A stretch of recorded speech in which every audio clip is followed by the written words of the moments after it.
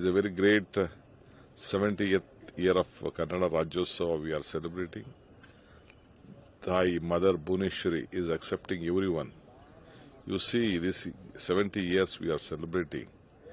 We are receiving all sections of society to Karnataka, Bangalore. They are coming, they are looking at because of the best resources, good rivers, good employment opportunity, and all of them are adjusting here. That is the divine strength of Bhuneshwari. So I wish all the people who are staying in Karnataka a very happy and prosperous life. You see this year, some dams are filled twice, thrice. This is the great strength what our rich culture has.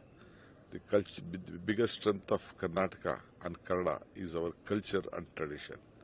We would like to take forward, but at the same time, we are on the way of processing, keeping from the next year, 1 month on every establishments, offices, continuously they should have a Kannada flag. Respect the Kannada flag. We, myself also, my Chief Minister also, in every offices, we are already using it. Along with our national flag, Karnataka as a separate flag. That is the biggest strength and which history has given to us.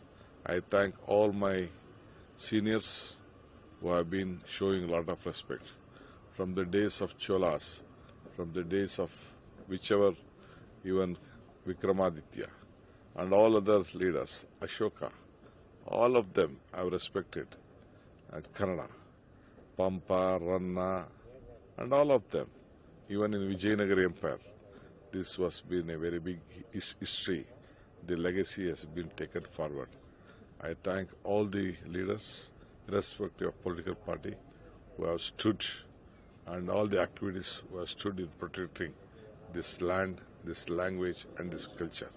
I wish Kannada Rajyotsava a great moment, a prosperous year for all of us. Thank you. Some of central institutions are refusing to celebrate.